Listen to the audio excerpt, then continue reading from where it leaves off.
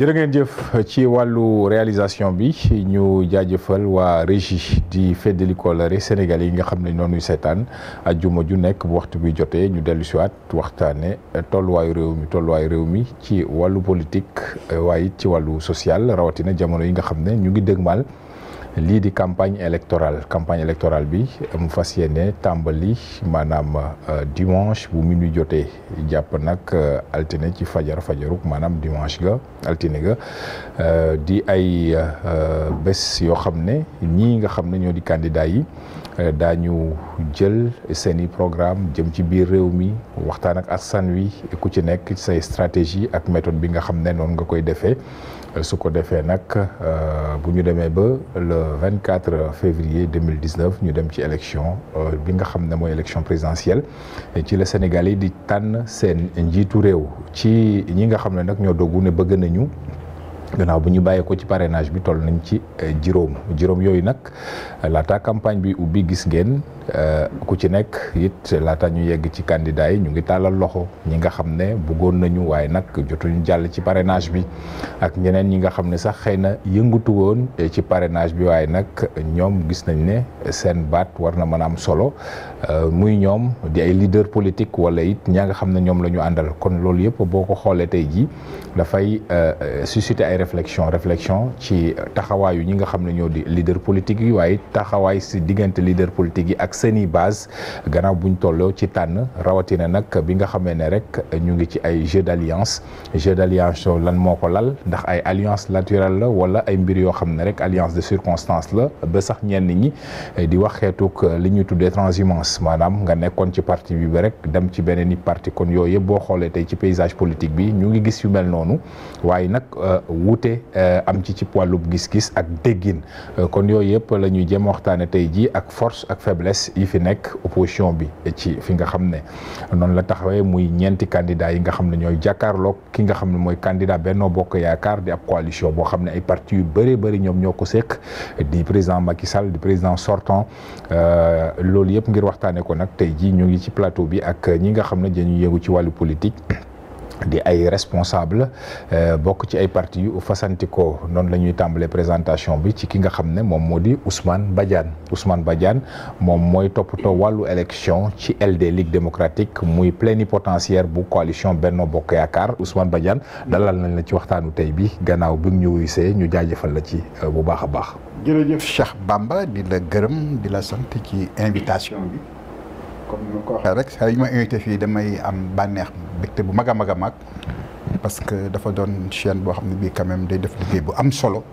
ñëpp ñu apprécier ko. jërëjëf di gërëm aussi suma naataango yi ma fi fekk yëpp. Ngouda suma xarit bu yàgg la docteur Aliou Diouf monsieur Mar. je crois que moom tey la ñu mës a toog ci plateau bi. mais yaakaar naa ne téléspectateurs yi dinañ ci jëlee njëriñ daal. jërëjëf Ousmane Badiane. yaa ngi ànd ak ki nga xam ne mooy docteur Aliou Diouf mu ngi bokk ci convergence des cadres républicains ci biir maanaam APR CCR muy convergence des cadres républicains kon docteur dalal nañu ci waxtaan bi yow itam. merci beaucoup Bamba maa ngi lay nuyu. di nuyu toute la direction de RDV di la gërëm ci invitation bi nga ma invité tey pour ñu waxtaanee élection ici au Sénégal. jërëjëf nuyu aussi ñi nga xam ne ni ñoom laa bokkal plateau bi le doyen Badiane nga xam ne ñoo bokk la grande coalition Benno Bokk Yaakaar di nuyu aussi le doyen Ngouda nuyu aussi monsieur le docteur Mar nga xam ne ni man sama première émission à la télé maag moom laa ko defal. loolu yàgg na donc maa ngi leen nuyu bu baax donc loolu daal moom daal li may wax ci gàttal. jërëjëf docteur Alioune Badara Diouf nga bokk ci convergence des cadres républicains ñu dem ci beneen docteur Babacar Mar moom moo yore chargé de la communication digitale maanaam wàllu jokkoo ci jumtukaay yu xarale ci biir réew mi nga xam ne Idrissa Seck moom moo ko jiite docteur Babacar Mar dalal nañu ci waxtaan bi. jërëjëf mon cher ami Badiane Bamba. maa ngi lay nuyu di la sant. di profiter di nuyu Sénégal yëpp di nuyu askanu Sénégal di nuyu sama naataango yi ma bokkal débat bi di tàmbali ci le docteur Diouf comme ni nga ko waxee c'est un frère c'est un ami donc ñu xamante ci lu baax ci lu rafet. di nuyu monsieur Badiane di nuyu Ngouda sama xarit vraiment yàgg nañu débattre ma ak moom mais également ma associé wu rek ci remerciement yi nga xam ne jib na fii ndax RDV dafay liggéey lu rafet franchement te émission bi bokk na ci émission phare ci nekk Sénégal franchement ñu ngi lay féliciter Bamba vraiment de main de maître nga koy dérouler merci beaucoup. jërëjëf le mérite vous revient yéen ñi bàyyi seen lépp di ñu wuyu si di waxtaan ngir réew mi kon defe naa ne yéen a gën a yey ci li nga xam ne moom mooy remerciement bi ñu jeexale présentation yi ak Ngouda Dione muy bokk ci secrétariat national bu PDS mu bokk ci comité directeur bu parti démocratique sénégalais muy conseiller municipal ci Golf Sud mu bokk ci secrétariat exécutif bu fédération nationale des cadres libéraux Ngouda duñ la gulet nga teew ci plateau bi ñu ngi lay jaajëfal it gannaaw bi ñu la dalalee. di la delloo remerciement Bamba ak di associé wu aussi ci félicitations yi collègues yi co-débatteurs yi jublal le groupe ex-CAF Télécom vraiment di leen féliciter ni ngeen taxawoo réew mi parce que information ak dajale nit ñi ñu jéem a échanger loolu aussi lu am solo la di nuyu ñëpp di nuyu sama grand Ousmane Badiane bu yëf yi tàngee gënee tàng boobu xamante woon nañu ay manifestation à Pikine temps boobu moo nekkoon coordonnateur bi donc di nuyu le docteur Diouf di nuyu sama xarit bu yàgg di xaritu opposition aussi ngeen bokk ci di xaritu opposition bi di nuyu waa C25 yëpp di leen wax niñ jàpp fu ñu jàpp lu dëgër la di nuyu population wu Golf Sud di nuyu population de Guédiawaye ak di nuyu l'ensemble de la fédération du parti démocratique sénégalais de Guédiawaye di nuyu bu am yërmande parce que boo gisee man ne nuyu bu ànd ak yërmande sunu secrétaire général national maître Abdoulaye Wade ak lu mu def ci réew mi ak liñ ko bëgg a sas moo tax ma ne di ko nuyoo yërmande te di ko ne dalal jàmm ndax xam naa fan yi dina egsi ci réew mi ñu teeru ko teeru boo xam ne defe naa du fa mos a amati. yàgg na de biñ ko commencé annoncé ba léegi nag ba léegi gisaguñ ko. man maa la ko wax ne léegi ma egsi dinañ ko teeru boo xam ne kenn mosu koo gis. incha allah xëy na en tout cas di ñaax parti démocratique sénégalais aussi. ci cohésion ak unité derrière le secrétaire général national sous la direction actuelle ci kim fa bàyyi muy. le secrétaire général adjoint Omar Sarr. d'accord ndax moom it ku mën a des ci ndab li la koo xam ne mën naa jiite ay troupes te mi ngi koy def ak nu mu waree avec constance ak calme te situation bi loolu la laaj te moom la Omar Sarr di def ñu koy féliciter te mu continuer sur la même lancée. jërëjëf constance ak surtout calme boobu itam dañ koy jàpp ci li nga xam ne itam noonu nga introduire comme ça ñu mën ci sukkandiku ndaxte calme boobu maanaam jàmm dal noonu sax lañ jeexaloon suñu plateau bi nga xam ne moom lañ fi bàyyeekoo ajjuma ji passé te it lu ñuy gën di jege ci élection yi it ay baat di gën a yëkkatiku altine bii rek gis ngeen ne lu xalif général bu Touba digle woon na ay ñaan googu nag am nañ ko jëfee ci ay béréb yu fasantikoo rawatina foofu ci Touba Mbacké ak la ko wër waaye it booy xool sëriñ si ci biir réew mi ak organisation yu bëri ñu ngi woote dal mu gën a am kon liñ ci mën a tibbee rek moo di ne dañuy xaw a ragal ne fitna am ci élection yi nga xam ne ci la ñu jublu docteur Diouf foofu laay tàmbale waxtaan bi fitna boobu nga xam ne ñu ngi koy njort ndax ci jamono yi nga xam ne ñu ngi dem ci ouverture campagne bi xel mën naa dal ne fitna googu kat te war nañ fexe ba mu bañ a am ndax yéen ñi nga xam ne yéen acteurs yi politique yi man ngeen dalal xelu ñi nga xam ne ñoom ñoo koy njort maanaam askan wi di seetaan di xool di natt li nga xam ne moo jëmukaay bi ak tolluwaay bi ak ñi nga xam ne ñooy këru diine yi ak ñu ni mel ndax fitna boobu lu ñu mën a éviter la en tenant compte de la configuration actuelle du paysage politique. Merci Bamba cette question bi ma laaj ni c'est très important li ma ciy tontu rek mooy lu ñuy wax Sénégal benn bopp la. kenn mënu koo xam yaar ñun ñëpp ay mbokk lañ tey lépp lu ñu def tey bu ma defoon safaan bi Ngouda bu ëllëgee naa ko seeti Badiane naka sa noonu yow aussi naka sa noonu pour vous dire que nous sommes tous une seule et unique famille muy Sénégal ñu jublu na ci échéance yu nga xam ne nii pour tànn koo xam ne nii mooy jiite suñu réew koo xam ne nii moom ëllëg moom la ñuy wax ne saa ñu teel suñu réew sàmmal suñu réew ba nga xam ne fu ñu bugg suñu réew egg fa nga eggal ko fa ah loolu moi je crois que Sénégal loolu yàgg na ci tradition boobu te dañ ko yàgg di def ci jàmm ak salaam en 2012 ku nekk xam na bu ñuy waajal élection présidentielle ni mu demee woon coow li bëri woon na y avait même des morts te ren alhamdulilah rabbil alamina compté guñ fi ay morts amu fi manifestation yoo xam ne ay nit gaañu nañ ci ay am na blessé wala ay ñoo xam ne ñàkk nañ seen bakkan te loolu gisoon nañ ko en 2012 te terewul bu ñu demee élection dem nañ ci élection yi ci jour ba ci jàmm ñu dem deuxième tour kuy gagné muy tey président Macky Sall bi nga xam ne moo yor réew mi tey ñu ñëw tey 2019 ñu war a demaat ci élection présidentielle c'est vrai à chaque fois que échéance yi am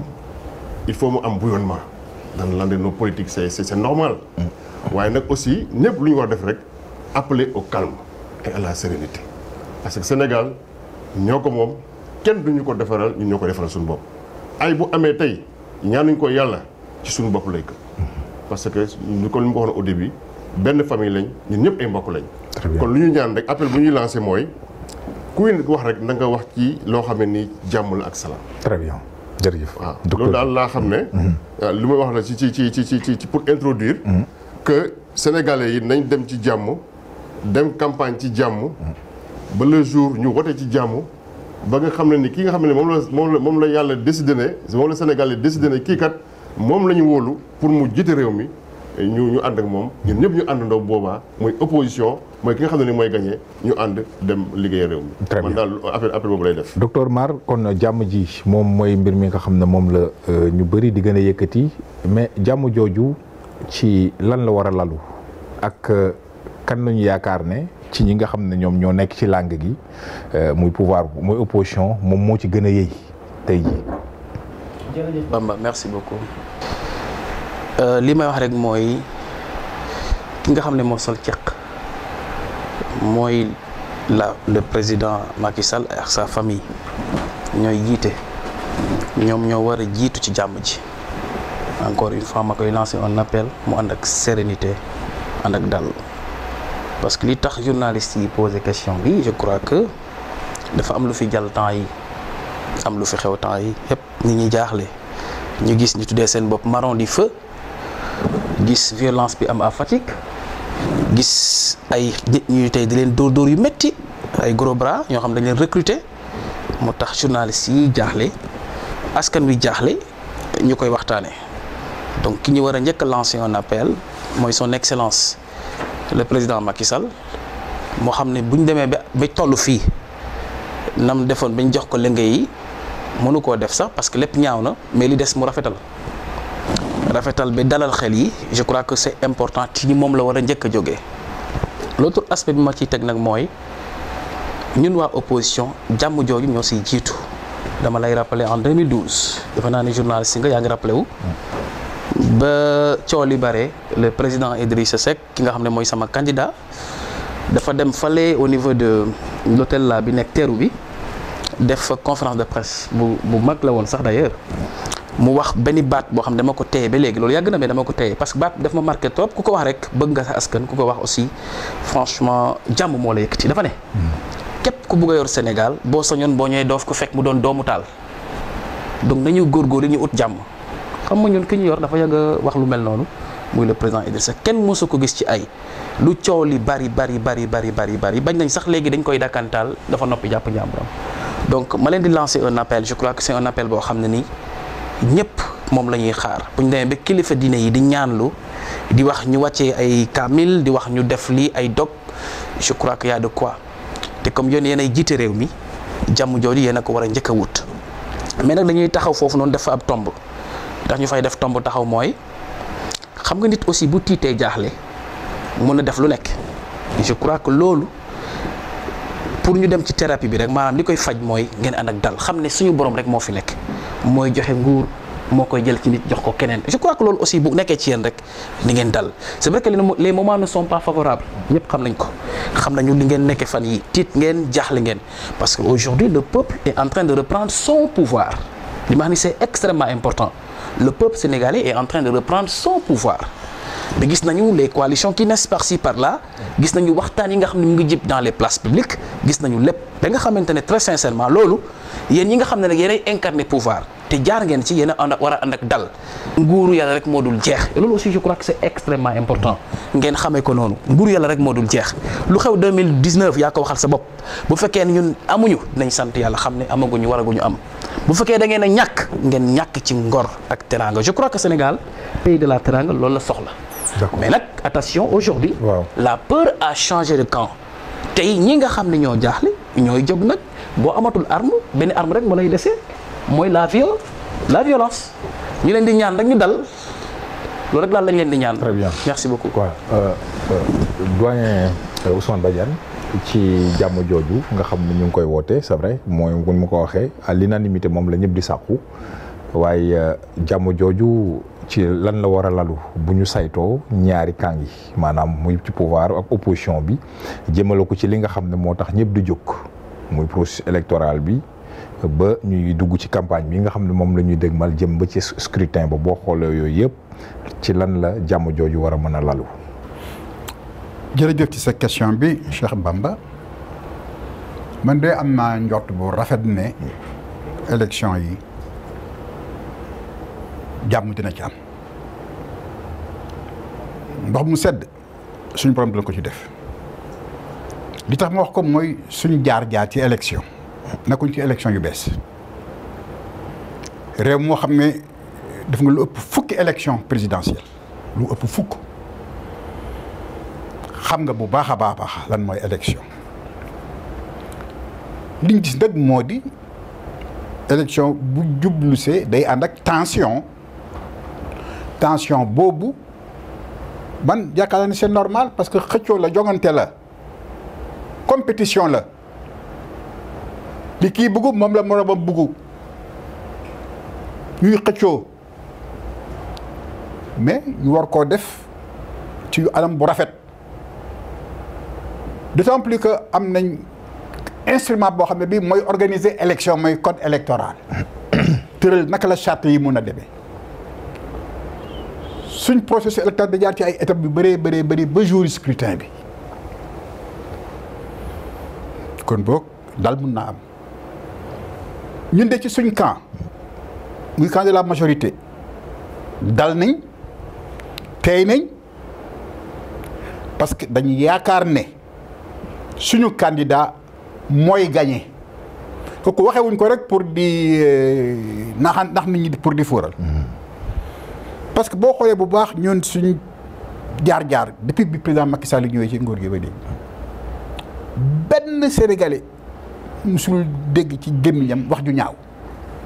musul xas kenn musul sikk kenn musul wax ju ñaaw tout le temps day rassembler gis nga ñaari tabaski jaar na fi yëpp dafa oote ay appel dem na ba jël 28 mai déclaré ko journée nationale du dialogue tout le temps day tàllal loxoom pour acteurs yi mun a toog diisoo mais liñ gis moo di aussi nañ ko wax saa yu président tàllalee loxo acteurs yi toog leen waxtaan ñenn ñi ne du ko defuma ko jóge nañ fii ci ay élection 2017 mu doon élection yu jafe ku nekk xas élection yi ŋàññi ko mu ne kon noonu la demee yéen ñi xëccante toog leen ngeen taabal ji ngeen waxtaan boog sotti wante xel ñu seet bi nga xam ne moo ñëw ci soo bi ñu seppi ko jël lu baax ñu téye ko pour élection yii di ñëw du mel noonu ñenn ñi ne maa bañ maa lànk ñëwuma yónneewuma indiwuma dara loo xam ne lii man dama koy wax pour lu jëm ci élection ñu def carré de concertation sur le processus lu ñu wax nga ne bokk ba génn ci sa loxo ñi bëgg a waxtaan toog nañu waxtaan ba tënk dara xëy na liñ tënk xëy na jub na xëy na jubul mais c'est problème bi du loolu mais ñooñu bu ñu arrêté dara yow nga ñëw bëgg a faral loolu yëpp en quelques jours ci élection ne bon léegi dañu ootoon benn waxtaan loolu du yoon man moo tax ma yaakaar ne ñun de nous sommes très rassurés parce que ku am bilan bi ñu def ñëpp gis ko gis Sénégal bi ñu ko jël en 2012 fu mu nekkoon ci kamb ci suuf président di koy këcc ba secteur boo jël macha allah. très bien kon bu ñuy dem élection ñun suñu xel di ngeen rassuré ci ñii en tout cas bu amee ay kii du jógee ci ñun parce que li ñu woote woon dès le début mooy suñu yéen a ngi ci nañ ñëw ñëpp ñu joxante loxo très bien liggéey mu leer waaw mais nag buñ la gañee na nga nangu ne gañee nga très bien waaw on verra bu ñu yeggee ci loolu kon ñii itam ci camp d'en face Ngouda wax nañ ko ñi nga xam ne ñoo yore mbir yi di doxal am nañ ànd nag sérénité te it constance nee na topp nañ ko ci li nga xam ne moom moo lal maanaam processus électoral bi ba fi mu toll nii yéen loolu naka ngeen koy teewloo maanaam sérénité boobu ak li nga xam ne nee nañu joxe nañ garanti nañ seen i côté dara du fa jóge loo xam ne mooy leen xajamal mbir mi yéen na ngeen koy déggee loolu yéen ñi nga xam ne sax déjà au niveau du PDS am na ay kàddu yi jip di xamle ne sax xëy na mën nañu caxat-caxate élection yi wala itam dem ba sax menace da ci am na élection du am. Merci Bamba. Bu ñu dégloo Badiane ak Aliou Diouf ak d'ailleurs yeneen observateurs yi day mel ni opposant au Sénégal yaram bu dul yaramu nit wala comme li Mansour Mbaye doon wax est-ce que sa yaram du daw normalement opposants yi bu dee seen yaram day daw liñ leen di wax pour ñu def ko nit mënut loolu nit ki xëccal ba nga ñëw mu futti la mbéj la saaga la après dem fee nag ne am na ay yére yu ma la solal ñëwal damay dem ngénte gunge ma dafa mel ni loolu li ñuy laaj mais li ñuy laaj te c'est impossible ay nit la ñu yow yaa ngi teew ci aw réew xam lan mooy gestion ñi lay def yooyu nga xam yaag ñoom a nekkoon kon loo def xam nga ko ñoom lu ñu def xam nga ko wala leen li ngeen def yéen ñëpp xam ngeen ko kooku seppi la fële d'ailleurs am na ñu bari ñu mu jëloon au début seppi la toroxal la wala bëgg laa toroxal ndax yàlla rek moo mën a toroxal nit door a toog ni dara amut yow kay moom c'est-à-dire loolu daal waroo koo jël en compte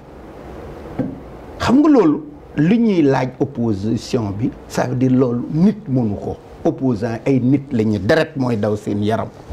loolu ñu leen di laaj c'est impossible moo tax je pense xaw ma un journaliste wala un observateur moo doon wax Sénégal de daf koo jaaxal mu ne tout on prend acte de l'injustice on prend acte de la caporalisation de la justice on prend acte du maatay on prend acte de tout. yooyu yëpp dafa am ci 7 ans yi. du Sénégal nga dëkk man Sénégal laa dëkk gis nañ li fi xew sama mbokk mi ay ami maar mën nañ ko jiiñ dara man bu ma nekkee APR buñ ma jiiñee la même chose dañu ne loolu amul dañ koo sos li maar def nag moom kenn sosu ko dëgg la c'est-à-dire lépp lu jëm ci opposition c'est vrai lépp lu jëm ci pouvoir bi loolu ay sos la ak ay kasaw yow gisoo kii bi ñenn ñi dañ lay ne IGE la an rapport bi waaw comment se fait-il que ay nit ñoo nekk ci benn réew opposants yi mën na nga wone rapport mais s'il s'agit des autres rapport abut xanaa loolu c'est extraordinaire donc c'est sur la base de telles choses que opposants yi di wane li ñuy wane c'est pas une question de dañoo bëggul réew wala nii c'est fan yi li gën a tee tax encore di wax jàmm baax na waaye jàmm nag dañ koy suuxat jàmm dañ koy suuxat xoolal ce qu'on a fait à des jeunes très dynamiques du Parti démocratique sénégalais en même temps karimistes le président Macky Sall bu muy dem Guédiawaye pour inaugurer la mosquée bu bees boobu nekk en face préfecture il semble ñoom léegi comme li ñu defoon Idrissa Seck bu ñu nee dañuy meeting mu génn këram ñu bloqué ko tout se fait par prévention, c'est-à-dire doo xaar ba mbir ma am boo soupçonné que c'est possible tu agis. Donc ces jeunes c'est par soupçon que dañoo bëggoon a perturber c'est Baba Kane, Pape Fall, Saliou Fall qui sont de hauts responsables du Parti démocratique sénégalais à Guédiawaye. De façon préventive lañ leen jàpp fi mu ne ñu ngi ci kaso ba tey tout simplement parce que xawma dañoo lire quelque part ils ont fait des échanges à travers des téléphones prétextant que peut-être ñoom dañuy xaw a jaxase la venue de Macky Sall à Guédiawaye. waaw même supposons je ne dis même pas c'est vrai ou pas mais même supposons c'est vrai ñu ne dañuy parce que démocratiquement on peut effectivement la venue de Macky Sall à Guédiawaye dit je vais la perturber c'est démocratique. Ah oui, oui c'est possible ça veut dire la perturber c'est quoi? Parce que quand tu ne fais pas ce que les autres font tu perturbes. Bu amee des militants de l'opposition ne bu gars yi di sabaru di def xawma taajaboon ak yooyu si l'opposition mën na génne des foulards rouges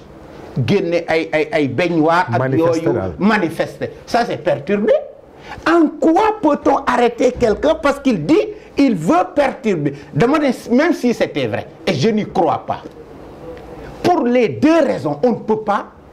un citoyen dans un état moderne et démocratique nga ne ce citoyen avait dit qu'il va essayer de gêner la vie surtout yow ñëwoon sax ci loo xam ne on peut le comprendre da ngaa ñëw di sabaru ci loo xam ne diine la yow kooku ku le perturber il a fait un acte salutaire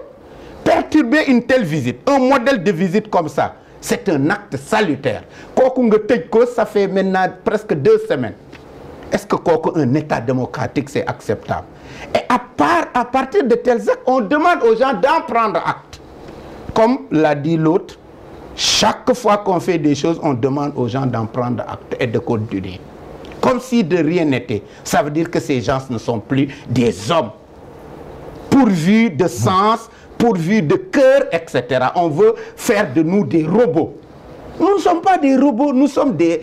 personnes bien vivantes. Donc nous ne sommes pas des robots. Très bien. La dernière chose, pour dire toujours dans le sens du calme, si nous voulons la paix, bu ñu bëggee jàmm comme nu ma wax léegi dañ koy suuxat sëriñ si woote nañu imaam yi xutba nañu waaye woote ak xutba doyul. Gis nga man bu ma nekkee borom kër wala chef de famille wala ma am doole yow amoo doole peut-être après nga woo ma ci roq ne bul defati lii waaye ki am doole ki wax ko moytul wax ko dalal gis nga kooku bu dalee rek ke amul doole du dara moom ay mbiram régler ko yomb na opposant kon yow bu ci li bu ma déggee sax boo bëggee jàmm da ngay dem ci ñu yore doole ji mooy pouvoir gis nga sëriñ si ak imam yi waaraate nañ wax ak Macky Sall ne ko réew kenn mënu koo yore ci doole. Abdoulaye Wade a dit bu mu kiyante lenge yi échangeante lenge yi ak Macky Sall que yow sax boo bëggee waa parti démocratique sénégalais jàppale la ci ñoom nga soqee ko. waaw dinañ xool ndax loolu bu amee yow ngay jàpp di dóor di fët di def lu ne. Dernier élément bi mooy na carte électorale xam nga 2017 damay joxe ay cas yu concret lycée des Parcelles Assainies dañuy ne ci bunt bi le fichier qui nous a été donné par le sous-préfet. nga ne Malick Diop bureaucrate bu demee bureaucrate du fa fekk. waaw dinañ xool te pourtant yore carte électorale. Ngouda c'est bizarre. da nga wax dafa delluwaat ci les germes de la tension. buñ ko mënee tënkee noonu li nga xam ne moom moo koy andi. te yaakaar xalaat demoon naa sax bay xalaat ne xëy na loolu ci processus bi sax romboon nañ ko ba ñu ngi jëm ci li nga xam ne carrément mooy scrutin bi. c'est les sources de la violence. très bien docteur Diouf kon loolu yëpp aussi buñ ko jëlee ñu dellusiwaat ci li nga xam ne tey jii moom mooy jëm ndaxte Badiane wax na ko ne ñu ngi jëm ci élection ki nga xam ne Macky Sall am na li nga xam ne jëf na ko waaye teewul ba léegi rek sànq maa ngi wax ne dafa bokk ci benn coalition boo xam ne coalition bu mag la waaye teewul ba léegi rek mu ngi gëstu ñeneen ci jeu d'alliance boobu tey jii ndax yaakaar nga ne li fi feeñ dëgg-dëgg war na mën a doon loo xam ne lu ko dooleel la ba mu mën a dem dabu li nga xam ne moom lu bëgg. Merci Bamba. waaw damay revenir un peu sa première question bi. nga laaj ndax ñu ngi dañ dem ci élection ci jàmm ak salaam. ma ne la en tant que sénégalais. Sénégal benn bopp la kenn mënu ko xar ñaar waaw. nañ dem élection ci jàmm ak salaam. te je crois que c'est président Macky Sall loolu mooy cëram te loolu la war ci loolu la nekk. bu loolu weesoo processus électoral bi lu ci xew yëpp ba parrainage yooyu yëpp weesu nañ ko léegi. def nañ fa ay débat yu bëri. ñu ci parrainage beeg tout on a débattu de fond en comble ci processus électoral bi. fu ñu jëm nag mooy l'élection présidentielle. te it yaakaaroon ne ñàkk déggoo bi ci am ci processus boobu mën leen dab ci élection bi maanaam comme ni nga ko waxee. li nga xam ne war nañ ko def yëpp. def nañ ko wax nañ ci yoon def na ko. conseil constitutionnel moo yoroon dernier mot bi. valider na les candidatures. très bien on va à la campagne pour dem élection. kon daal bëri rek moo des. léegi bëri rek moo des. léegi nag ñun au niveau de la grande coalition. Benno Bokk Yaakaar. mu nekkoon une grande coalition boo xam ne nii ëmb les plus grands partis de ce pays là. parce que depuis 2012 la coalition ne fait que se conforter et que se consolider et se renforcer donc loolu moo am ci coalition Benno Bokk Yaakaar ñu ñëw. ñeneen ñëw gis ne président li nga xam ne mu ngi koy liggéey Sénégal ñoom aussi dañuy indi leur pierre à l'édifice de la construction de ce pays là mooy ñi nga xam ne nii c'était d'autres coalitions ñëw greffé wu ci coalition Benno Bokk Yaakaar pour gunge le président Macky Sall notre candidat le président Macky Sall ak des personnalités politiques de la société civile en tout cas des personnalités politiques d'envergure ñëw nañ répondre à l'appel du candidat Macky Sall pour ñu soutenir ko pour ñu dem ci élection yi gagné ko ak jàmm ak salaam te bu loolu weesoo nag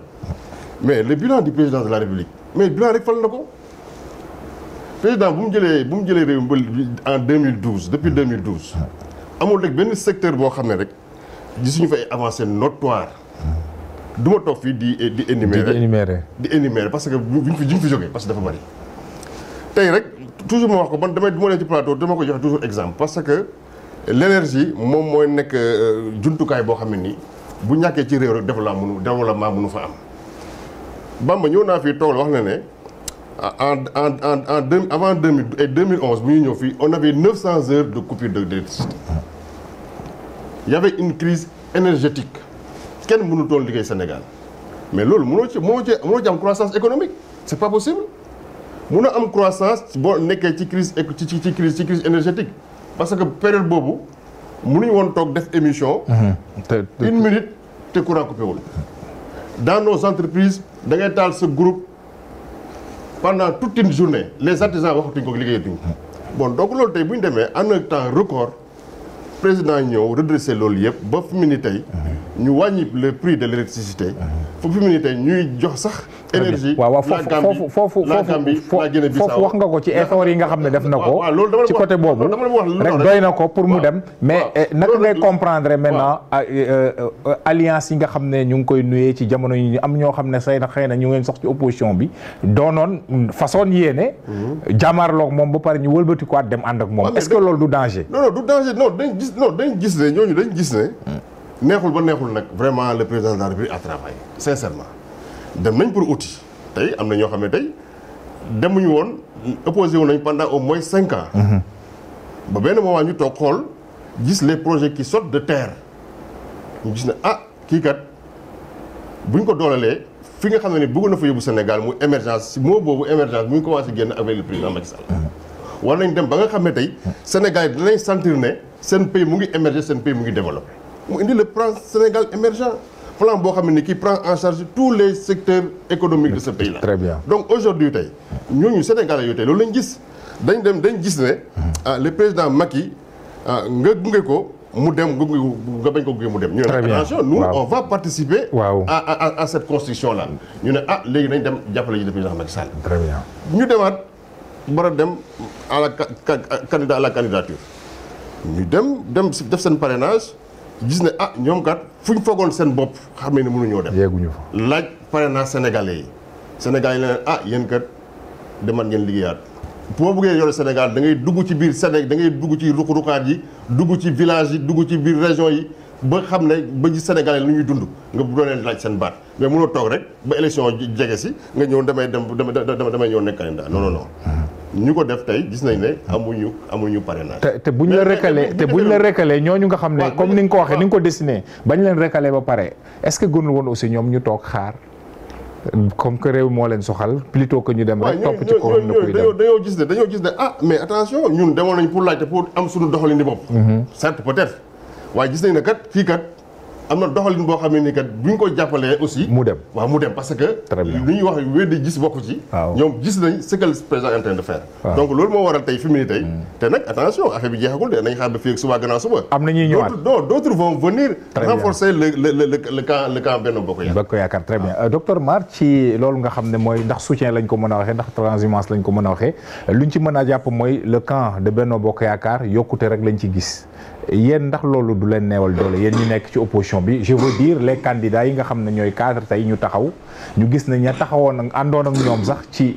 opposition ba dem ba mu jur avant muy jur C25 tey jii ñu ci bëri ñu ngi rocceeku di dem ci pouvoir bi ndax loolu du leen xaw a naxasal au moins seen élan wala seen i doole. merci beaucoup Bamba encore une fois di profiter rek di la jaajëfal mais may préciser parce que ñoom dañu nekk ci benn xeetu. trompé askan bi may jàpp ne kenn demul kenn moo dem muy Aïssata Tall Sall te ba mu demee wax na ko xat parce que Sénégal dafa tollu foo xam ne boo bëggee jël seen valeur nga foye ko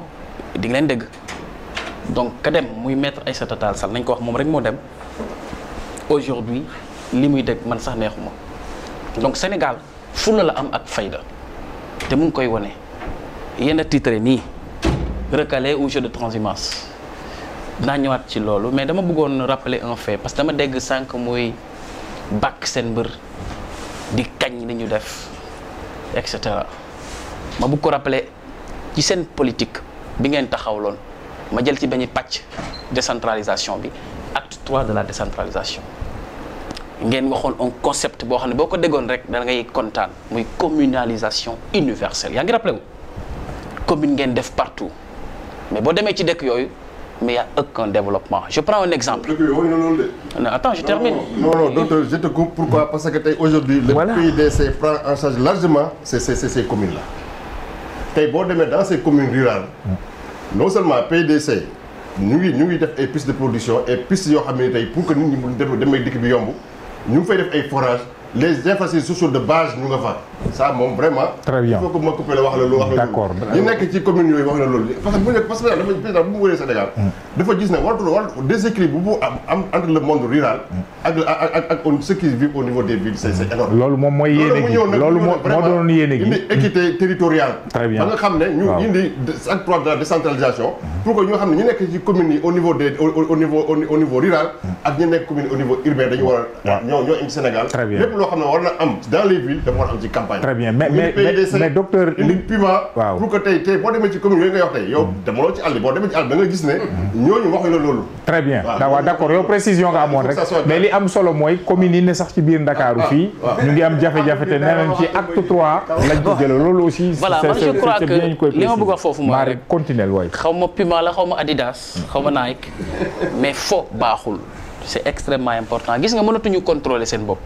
je crois que bu ñu tollee ci débat bu toll nii écoute da ci am solo su ma paree rek naa la joxaat. non may ko mën nga ko may mu préciser. waaw mais li ma bëgg a wax rek ci communalisation universelle boobu mooy. loolu la ñuy waxoon gox boo dem. je prends 2 villages yu nekk dans l'arrondissement de Diakhao 2 communes du moins boo jëlee Mbelakadiaw nga jël Diakhao Sine wala nga jël yeneen sax jël Thiaré Ndialgui nga jël yeneen mais boo demee ci dëkk yooyu tey da ngay rus da ngay am gàcce lii wane ne gis nga développement. nekkul nga am benn genre usine de fabrication des slogans rek di ko taxawal di ko teg ci kanam askan wi xam nga booy ut réew am un candidat je crois que boo demee ci débat yu mel nii am na solo ngay wax loo xam ne ku ko gis rek duut ci baaram parce que yow ki ngay wutal moo tax donc sañ ñoo ñëw fii di inventé duñ ko def li ñuy wax mooy li askan wi ñuy seetaan tey jom yi jaaxle Fatick laa jóge ñu doon def foofu tey marche population bi yëpp génn dafa am ndaw su jógee ci village bu nekk à côté mu ne ma ñun amuñu ndox. ñun amuñu courant amuñu dara dañuy xëy yenn suñuy paan di dem ci teen yi di rooti teen yoo xam ne kenn protégé wu ko loolu Fatick la xewee waa Fatick ñu ngi may dégg li may wax tey. li ñu ko bëgg a xam loo mooy la suñu njiit waxoon la vision du président Macky Sall s'arrête à Diamniadio et c'est la vérité tey boo demee tey par exemple je donne un exemple simple boo demee lu mel ni Kolda nga dem lu mel ni Tambacounda nga dem lu mel ni Kolda nga dem lu mel ni ay Kédougou boo demee ci dëkk yooyu nga wàccaat ñëw Diamniadio da ngay jaaxle da ngay jàpp ne Macky Sall li muy def mooy de toutes les manières day def loo xam ne bët da ciy teg bët bi da ciy teg bët da koy gis mën a wax ne ah lii kat sa waay mu ngi kii genre xeetu politique yu bon yooyu nga xam ne jëmul fen parce que mënuma comprendre nga taxaw fii di tàgg le président Macky Sall au moment où la jeunesse sénégalaise est désemparée maanaam ndaw ñi dañoo jaaxle li tax ñu jaaxle mooy tey boo demee ci mbedd mi ataay lañ fi nekkee naan café ak jaaxle naaje yeewu parce que gisuñu dara te ñi koy gën a def mooy ñi nga xam ne sax ils ont des diplômes yow nga jël 1200 milliards nga def ko ci terre au moment où ces 1200 milliards yow nga def ci terre benn entreprise bu nekk bitim réew France bu ñuy Alstom nga yëkkati suuxal say ndaw nga ne président Macky Sall mu ngi liggéey dama jàpp ne am mbër loo am mbër di ko kañ di ko bakk bettal ak moom nga ne ko sa waay moo la mën wala sa waay bàyyil ni ngay bëree wala bàyyil ni ngay defe nii je crois que c'est extrêmement important ñu fàttali loolu mais su ma ñëwee ci sama grand débat bi sax du ma ko def mu nekk un débat crypto personnel mais dama bëgg rek ngeen dal xam ne c'est extrêmement important li ma lay wax loo leen bëgg président Macky Sall def na wax na askan wi gis na mënoo décrire président Macky Sall comme koo xam ne nii dafa yaru dafa kii dafa oote dialogue dafa kii non ñun dañ ne dootuñ dialogue ak président Macky Sall pourquoi parce que tout simplement fii ba Casablanca fii ba États-Unis fii ba Abidjan nga wàcc Sénégal jaar Banjul moom rek mooy njiitum réew boo xam ne ni boo lambee cadeau mu mel ni laalo bu la waxee li tey suba mu def la je te donne 3 exemples le premier exemple moom moo ñu waxoon fii ne du mos a fal rakam du ko mos a bindal décret non seulement da ko bindal décret mais da ko jox caisse boo xam ne kenn du ko saytu loolu fan la amee muy caisse de dépôt et de consignation benn ñaar le président Macky Sall dañ ko jox mu ne man 25 ministres lay ut dem leen fale keroog ba Erdogan ñooy di leen laaj ñaata ministres ngeen am ba ngeen ko waxee dafa tiit ne le président Macky Sall a vous avez beaucoup d'enfants parce que xamul loolu xamu ko kooku nax na askanam kooku moo tax bu wootee dialogue ñun duñ ko wuy ji parce que la muy wax ça n'engage que lui ak li ko arrangé beneen bi gën a doy waar mooy ba mu waxee ne day def 5 ans au lieu de 7 ans man dama ci am gàcce parce que da ko wax ci en France devant des présidents wax ko États-Unis wax ko partout je crois que bu ñu limee li mbi il a dit 7 fois ou 14 fois ne moom du def 7 ans 5 ans lay def le président Macky Sall lan la def tey kooku ngay bàkk yow kooku ngay bàkk monsieur Badiane mais kooku jarta bàkk parce que tey suñuy maam dafa am loo xam dañ ñu ko bàyyil bu ñuy dee ak xiif bu ñu amul dara mais nañu dese ngor ak dignité nañu dese sàmm suñu kaddu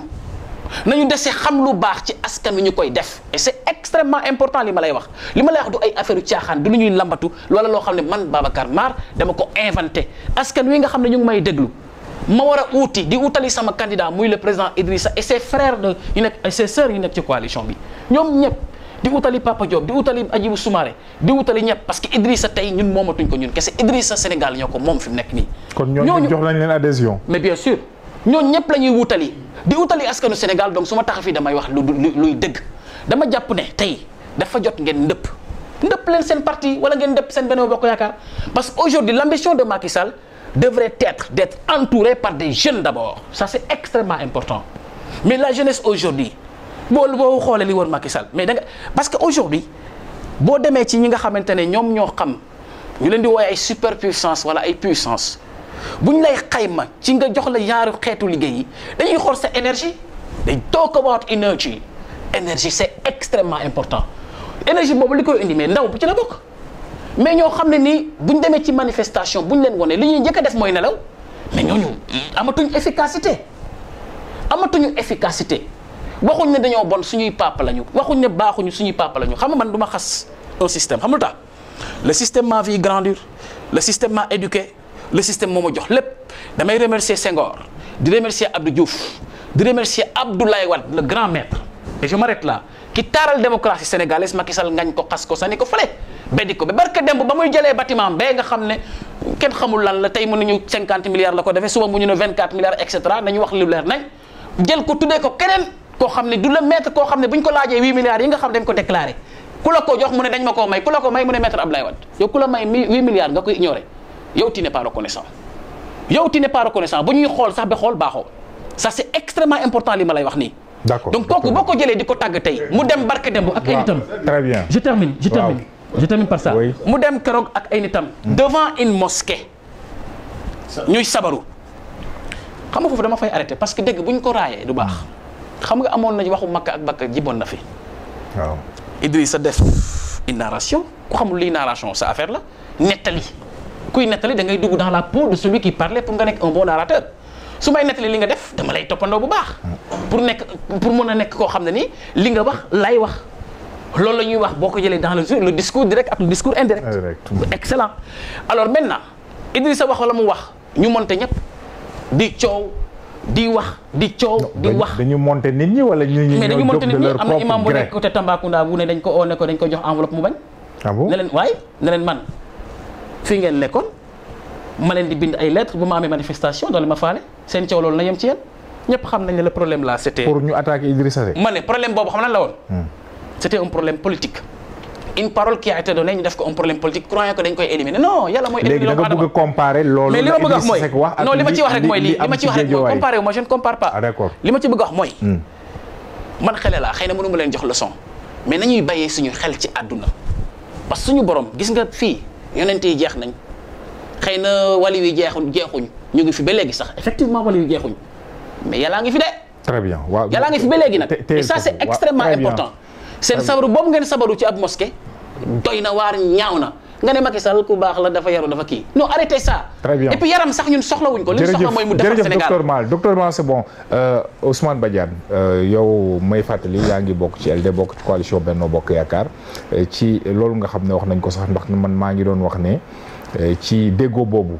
coalition bi am na bilan ni ko docteur waxee donte ci beneen wàll bi noonu lañ koy déggee ñu ngi leen di laal sànq sax wax nga ko ci bilan beeg la mu def fa mu fekk Sénégal mais dafa mel ni itam njaw dese na xamit bu ñuy xool son bilan politique ci ay actes yi nga xam ne teg na ko ci wàllu institution yi ak yu demee noonu ba ñëw ci déggoo bi nga xam ne tey mu ngi koy woote maanaam coalition yi nga xam ne mu ngi koy am ndax coalition yi war na ko mën a gën a dooleel ci fi ñu jëm face ak ñi nga xam ne it ñu ngay waajal ndaxte maar wax na ko léegi ñu bëri bokkoon ci kàngamu maanaam opposition ñu ngi ànd ak Idrissa Seck jamono yi nga bokk ci ñeenti candidats yi jàkkaarloo ak Macky Sall ndax foofu déséquilibre du am ci jóge ci li nga xam ne mooy coalition Benno Bokk Yaakaar. bon Cheikh man déglu naa bu baax a baax sama xarit yi mais dama jaaxle parce que je me pose la question est-ce que nit ñi xam nañ lan mooy élection présidentielle. Nguudee mii li mu wax ne xamul élection présidentielle maar mi li mu wax aussi xamul élection présidentielle sinon yi wax yi duñ ko wax l'élection présidentielle c'est une rencontre entre un homme et son peuple mais li ko gën a firnde moo di c'est une vision da ngay am vision moo di gis-gis boo xam ne bii à partir des réalités benn yoon dañuy xàll ba nga xam ne buñ fi yàggee transformer qualitativement notre société. mais yi fi wax nii yëpp yooyu man je crois que c'est de faux problèmes nguude weesu nañ affaire yi carte yeeg mu nga fële yooyu weesu nañ ko bu leen ooyee ñoo leen ñu toog ñu waxtaan ci ku ki nekk joxe sa xalaat bi yéen a bañ ne ñëwuma mon ami maar léegi lu wax léegi dana ñun effectivement ñoo bañ di discuter mais foog nañ kooku démocrate bu ne wax loolu nekk ci réew ñu jóge ci ay tolof ñëpp ne nañ toog waxtaan ñu pencoo d'abord président Abdoulaye Wade moo njëkk a wax ne man du ma discuter parce que reconnaître ma Macky Sall mais ça c'est très grave naka nga mun nekkee président bu ñu fal 65% même boo jubóol ak moom nga ne du ma discuter ak moom parce que reconnaître ma ko mel na yow yaa ko falu ko peuple sénégalais boo ko fal donc war na respecter choix du peuple xeexaat ba gañe ba jël pouvoir am mais amul droit ne du ma ñu discuter parce que falu ma ko. ñeneen ñi kay waa PDS ñëw wala ñeneen ñoo tant que Karim Wade jógagul doo ñëw du ma discuter na ñëw mel nañ dañ ko fa jël forcé ko yóbbu moom mi wax na ko fi ba tey jii chaque jour chaque semaine dina ñëw tey ba affaire bi mu ngóob wóor na léegi du ñëw te xamoon nañ ne du ñëw parce que du électeur mënul woote mais nga nax nañ ñi di entretenir l'illusion comme quoi peut-être bëgguñu leen décourager dañ kii noonu rek c'est ça pour kii ak yooyu mais ça c'est très grave da ngeen war a bàyyi yooyu ñi ne non tant que Khalifa Sall du ko génne wuñ ko ci kaso bi du ma discuter ñenn ñi ne non tant que Aly Ngouille Ndiaye ministre de l'Intérieur la du ma discuter mais bu ko poser ay conditionnalité président Macky Sall mais dañ ko war a féliciter tey bu parrainage amuloon musiba am 139 candidats à la candidature ça veut dire que élection Sénégal mor na loon am Cheikh Baba yow rien que sa tentante émission bi nga def tey bu ñu amoon 139 candidats fii ak 21 jours mënoo fee invité 139 partis. mënul nekk c'est impossible kon ba kooku dañ ko ci war a gërëm sant ko ci. waaw mais ci parrainage boobu li mu jur tey voilà mooy am na ñu bëri ñoo xam ne dañ leen recalé ñu gis nañu ci bëri tey ñu ngi ànd ak opposition ndax loolu du doon effet boomerang dellu si waat ci moom déedéet kooku c'est normal c'est la logique de la politique parce que quand même politique pour lan la mais c'est pour transformer qualitativement la société non du pour loolu la wala ay slogan la rek na fi jóg parce que politique bii muy doxal ci dans l'intérêt du peuple sénégalais ñëpp c'est ça kooku deexu leen na fi jóg rek mais nag wax ko c'est une réalité bu ñu gisee ne léegi situation bii am na président am na bilan président am na réalisation président am na charte boo xam ne bii bu ci réew mi jaaree dañ koy gën a tabax ak yooyu mais dans ce cas aussi opposition aussi lan lay jëriñ certains je crois que ñoom noonu lañ ko interprété toog fi aussi ñoo xam ne ñoo amuñ dara lu ñu proposé amuñ benn alternative mais ba dem ànd ak liggéey kii nga xam ne au moins il a fait ses preuves il a fait ses réalisations war nañu yoon bu baax a baax xal na yoon ni très bien loolu mooy justifier ñenn ñi fekk si Benno Bokk Yaakaar ci mel ni Aïssata Tall Sall nekkoon opposition ñenn ñi ñeneen dañuy ñëwaat parce que aussi foo xam ne loo fay jëlee yéen seen biir bu leen sax déggoo sax ci charte programme bi yéen chaque fois da ngeen bëgg di génnee yooyu kii di wax cap yi fii kii di wax acte 3 je crois que mon ay mar xamul sax lan mooy acte 3 acte 3 kooku mesure bu ñu waroon saluer la c'était une partie de réalisation des préoccupations exprimées à la base par les populations pour leur offrir des missions pertinentes de service public loolu mooy fondement acte 3 maintenant politique yoo xam ne yi c'est des politiques politiciennes yoo xam ne amoon na il y a 20 ans 25 ans président Macky Sall du ku ñuy xoqatal Abdoulaye Wade daan na ko def pendant 20 ans réussir na ko peut-être avec président Diouf man defuma jugement de valeur fukki yeeg nga sol sa mbubi gladiateur yëkkati sa jaasi ne écoutez boo ma gën ma óolu ma taal réew mi ça c'est fini ça ça c'est fini ça man moo tax c'est ça que j'avais compris man yow sa appel bi nga lancé woon quoi parce que ba boo dee élection du am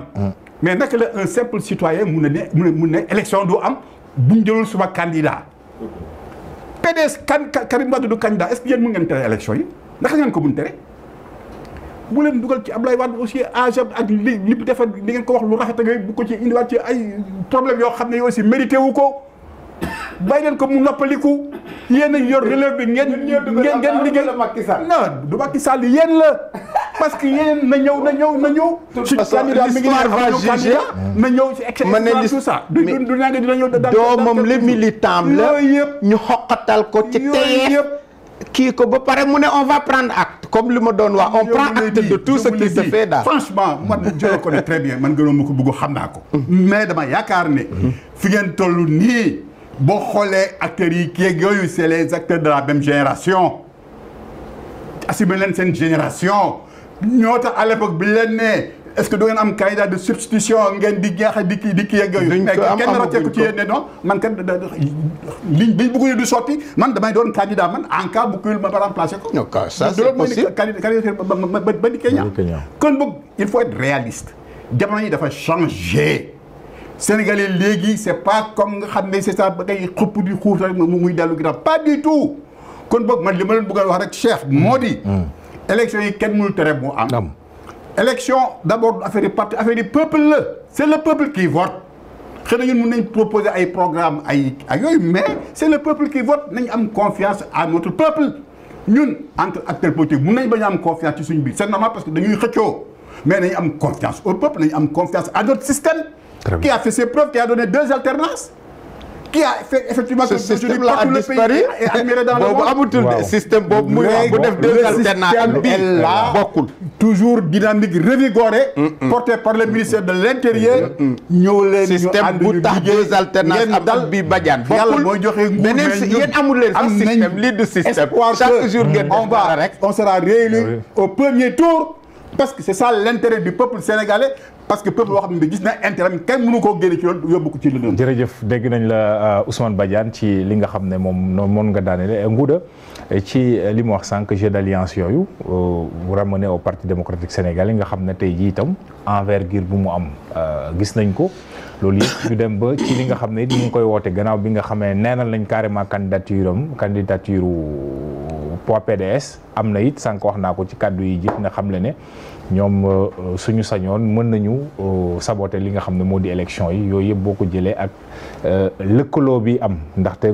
kii wax na ko léegi docteur Mar am na ñu bëri yu mu cité nga xam ne ay ténor la ñu dem nañ jàppale ji le candidat Idrissa Seck taxawaayu PDS ci jamono yi maanaam am ñi taxaw jàmmarloog ak ki nga xam ne moom mooy Macky Sall ak ñi xalaat ne xëy na élection yi jiixi jaaxa mën na ci am lan moo ciy doon seen taxawaay dëgg. merci Bamba xam nga docteur Aliou Diouf dafa wax léegi loo xam ne dafa reetaan lu xam nga le ministre ministre du travail defe naa PIT la bokkoon. il y a de cela 2 ans dañu daje woon. ma ne ko vraiment c'est la dernière fois may waxaat ci loolu xam nga dafa ne électricité ma ne ko yow yaa ngi si defe naa lu mu yoroon ci ay documents kenn xamul nu mu toll ma ne ko ngir yàlla vraiment dafa am wax joo xam ne jarul werante dafa yomb xam nga centrale électrique c'est un bâtiment et des infrastructures internes. ma ne ko dama bëgg comme que yéen a tax courant ñëwaat yéen lu ngeen def mooy nit ku ji balar ñi béyaat ba affaire boobu meññi mu deqi yéen ngeen ñëw mu ngar mais nag malheureusement nekkatu fi soit def moom la non Aliou Diouf man la ma lay wax xam nga man du ma nekk koo xam ne waxu kasaw du ma ko def man damaa bëgg bu ma paree nga répéter exactement comme lu ma wax dama la ne si teel ma benn centrale xam nga courant li koy defar mooy centrale si teel ma benn centrale thermique muy vapeur muy diesel muy turbine à gaz boo xam ne tabax ngeen ko benn laa bëgg de nga wax ma am na boo xam ne ñi ngi koy tabax Taïba Ndiaye mu bokk boo ubbee léegi plan takkal indi woon naa ko ba woon ko Bamba tout avec même le rapport annuel bi nga xam ne moom le premier ministre war a def avec kii pour la sécurité énergétique Abdoul Mbaye ak ma nee la leen dama naa la ko wax 2009 on a signé un contrat avec EDF pour la remise à neuf loolu moo taxoon ñu loué ay barge parce que boo amee car rapide wax naa ko plusieurs fois fii muy daw ci tëli bi nga dugal ko tôlerie mais il faut nga am loo xam ne moom ngay wute dépense en attendant loolu moo nekkoon les barges gis nga le travail de la centrale C3 centrale C4 centrale C5 ak maintenant bi nga xam ne ñun ci sunu bopp bokkul ak yi ñuy remettre en œuvre de ñoo ko tabaxoon en 2005 inauguré par le premier ministre Macky Sall li ma lay wax bu ma paree dama bëgg nga répéter la même chose nga nee ma lii la ñu def ak fii la nekk ñoo defar centrale Kounoune Power ñoo defar centrale Kahone ñoo defar centrale kii comme ñoo remettre en œuvre la centrale de Boutout ñu def un projet pour la mise en œuvre de la centrale en 2 parties boo xam ne au total dafa war a jox 125 mégawatts ñi ngi koy tabax normalement war na pare temps yi ñi ngi koy tabax à Taïba Ndiaye la centrale de Bargny bu war a nekk centrale au charbon am na ci koo xam ne ci ñoom dafa saaga Ablaye Wade ci en 2012 nee na kii yéenewul peuplem lu baax mu ne nit même Macky Sall waxoon na lu mel noonu mu ne ñuy dem ci modernité nan la nit di xalaate di tabax ab centrale charbon boo ko xoolee ci seen archive yi di nga ko gis mooy la centrale de Bargny centrale yooyu yëpp de ñoom dañ koy na ñetti centrale yoo xam ne de c'est des centrales yu ñuy wax PPP mooy c'est des français mooy la centrale de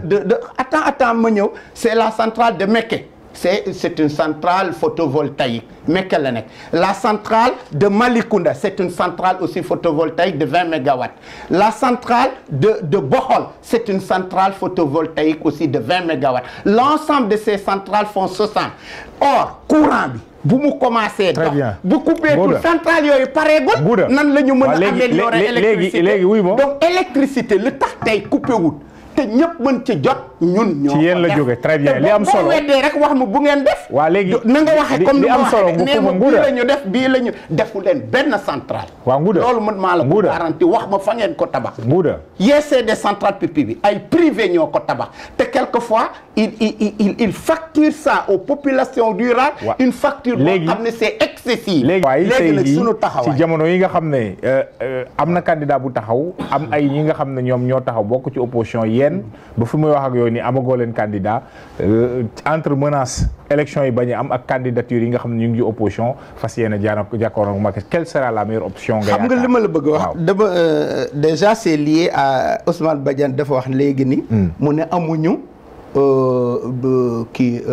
defe naa programme la wax bëri na sax ñu ngi xam nga di wax ak PDS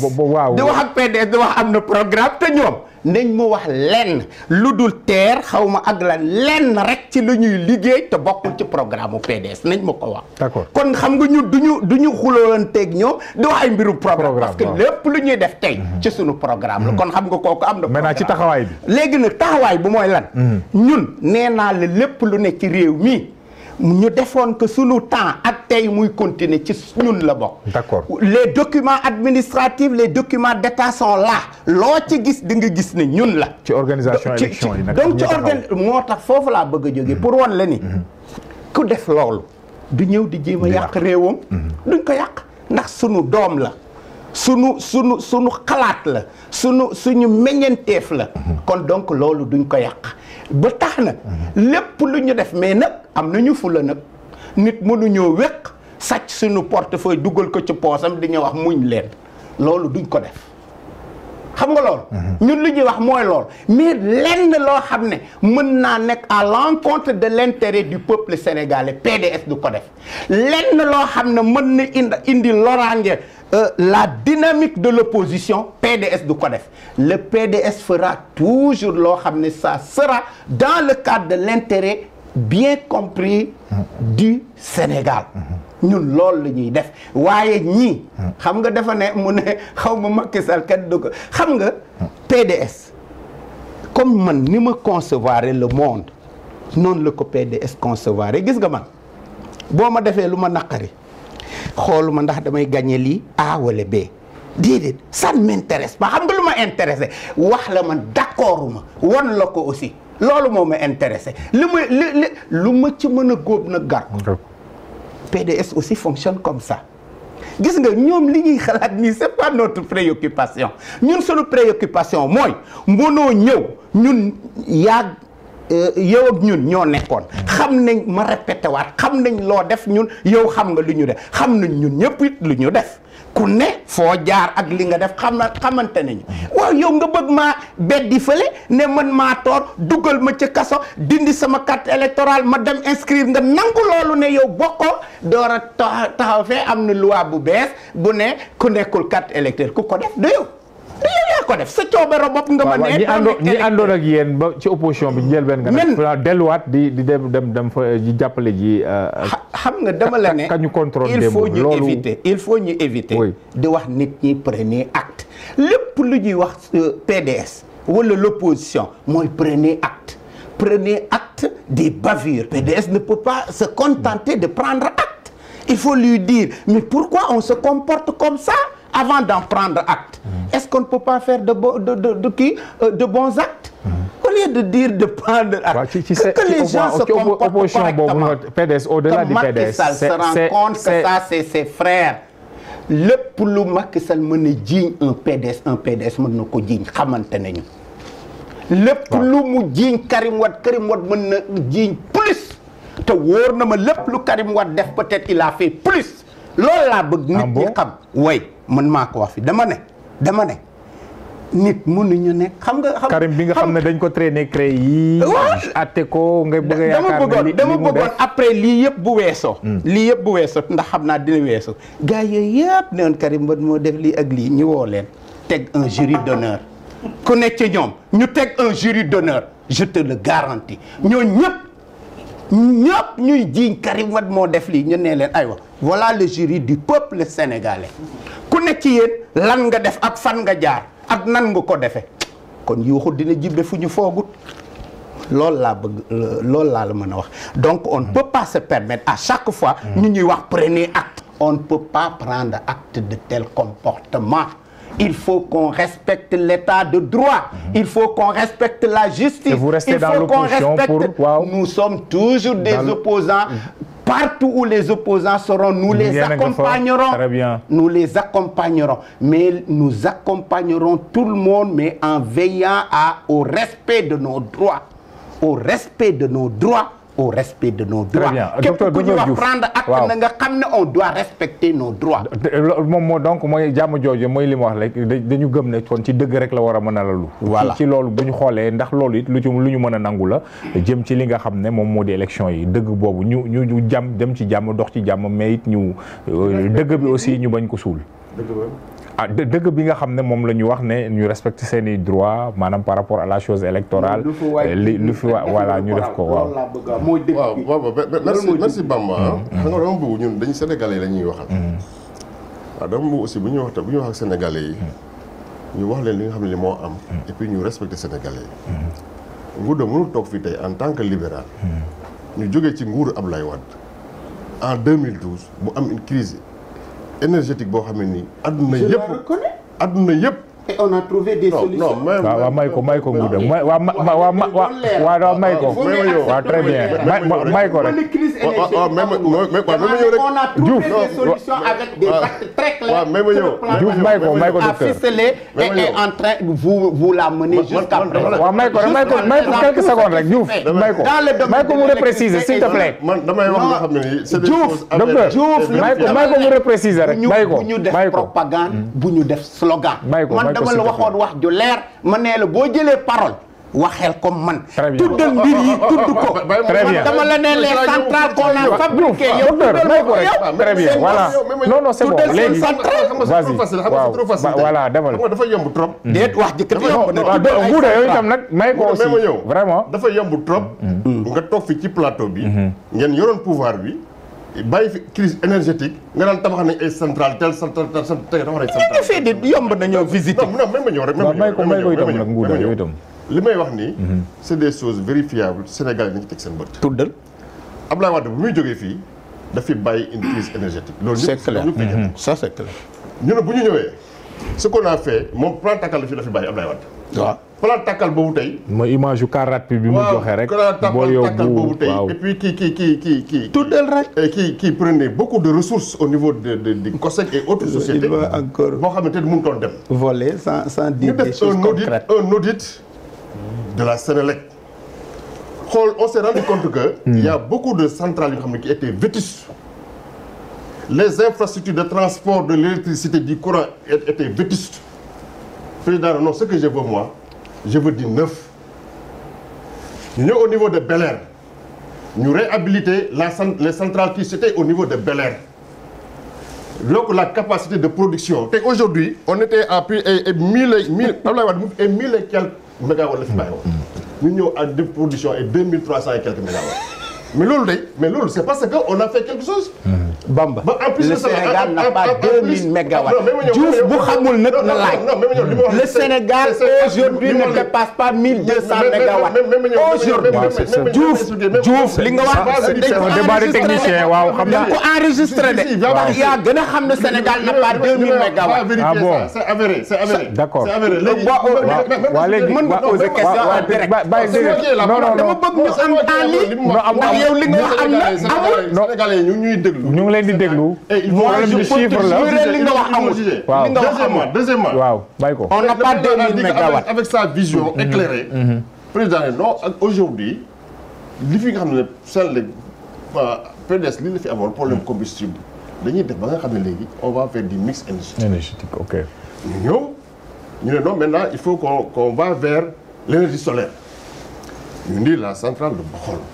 centrale de Malicounda, centrale de Taïwan, de Médina Dakhar, ak d'autres centrales qui vont être créées pour quand même pour booster la production énergétique au niveau du Sénégal. waaw léegi déggoo bu foofu mooy. ñu ne ay projet yoo xam ne ñoom ñoo ko amoon. léegi mën nañ nangu la continuité de l'État ba ngeen ñëwee. ngeen wéyal ko je ne suis pas d'accord bu ngeen def ba tey yaa ngi wax rek mais waxagoo ban centrale ngeen def. waaw may mooy fan la réhabilité. Très bien. On a réhabilité. On a augmenté les capacités de production. C'est EDF qui a réhabilité ça. dafa leer. Réhabilité woo benn centrale. C'est dans le projet EDF. Pourquoi tey courant coupé wul? Parce que nous avons tout réhabilité. Non, déglu-moi Gouda. EDF a travaillé de 2009 à 2013. Même après nous, il continue de travailler. Yéen courant yéen Diouf malheureusement bi nga waxee 2000 laa xam ne xamoo li ngay wax. Je te jure, je peux jurer que yow il n'y a pas 2000 waaw loolu xool Sénégal. li ci glissé wu la waaw defal naa ko Ngouda waaw may ko léegi Diouf li ma bëggoon wax foofu mooy Diouf xamul lu waaw s'il te plaît waaw may ko ñu yeggale quand même rek léegi aujourd'hui affaire yi électricité affaire yi courant yéen waroon ngeen toog sax fii devant les Sénégalais di wax affaire électricité parce que dañoo xam moo tax du ñu rus li ngeen fi bàyyi woon tey ñun doublé nañ ko triplé nañ ko. Très bien. ba nga xam ne tey aujourd'hui on ne parle plus de délestage ni de coupure d'électricité. mën nga répéter la production globale. de deux. Aujourd'hui tey en janvier 2017 ou bien en janvier 2018 on a diminué le prix de l'électricité. Aujourd'hui ñu ngi jaay courant Gambie ñu ngi koy transporter ba Guinée-Bissau. C'est pour vous dire que. loolu du Samba Allaar la fii géej gi am na koñ yu amul kii ngeen di jaay ga loolu mooy mais may ko waaye Ngouda bàyyi ko rek d'accord Ngouda waaw may ko rek mu yeggale c'est vrai yéen a ngi waaw jaay ngeen Guinée-Bissau d'accord s'il te plaît. ñoom tey war nañoo am chaîne vraiment devant les Sénégalais di wax affaire yi crise énergétique. Deuxièmement. sa question bi nga ne ñu ñëw ci affaire yi déggoo. waaw ci déggoo bi ci dégg ci ñoom ni ñu koy déggee. non mais tey aujourd'hui mais lépp lu waroon def nañ ko wax naa ko léegi. processus électoral bi dem nañ ba léegi dem nañ ci cappaandaw gi. cappaandaw gi mooy on va vers l'élection présidentielle. c'est le 24 février. campagne bi mu ngi démarrer. ginnaaw suba. mais ñoom ce qui est sûr mooy amuñ candidat ñoom le PDS n'a pas de candidat. Idrissa Seck moom peut-être li may wax ci Idrissa Seck rek mooy lenn man li ma jaaxal ci leader mooy man depuis ma nekk fii mosuma dégg ñu ne Idrissa Seck mu ngi def ay action sociale sincèrement non c'est vrai en tant que leader politique mosu ñoo dégg Idrissa Seck mu ngi financer ay femmes pour jàppale leen Idrissa Seck mu ngi encadrer ay jeunes am Idrissa Seck mu ngi jàppale mais bokk leen parti bi est-ce que koy def ko yëg itam nag docteur Diouf non leader boo xam ne koo xam ne da nga ci prêt à diriger ce pays là parce que dafa ne kii moi dafa wax léegi ne il y a un problème d'emploi boo demee ci àll bi ñi naanuñ nangam te loolu yëpp waxi politicien lay wax parce que loolu xam ne amul boo demee au niveau du monde rural forage yi ñu ngi tabax forage yi piste de production yi ñu nga fa éclairage bi ñu fa. waaw mais comme tudd nga ko Idrissa Seck boobu ak soutien yi mu am est-ce que ont été électrifiés. waaw ma ne ci Idrissa Seck boobu ak soutien yi mu am noonu est-ce que du doon obstacle ci yéen. non Idrissa bu nekk obstacle parce que ñun on a toujours gagné depuis 2012. on a toujours gagné te ñoom ñu fi nekkoon di jogante ak comme ñun dañ doon jogante ak ñun te terewul dañu doon gagné. depuis 2012 élection yi fi am yëpp. Local, référendum, législatif, toutes ces élections ont été gagnées par la coalition Benno Bokk Yaakaar. Très bien. En plus de cela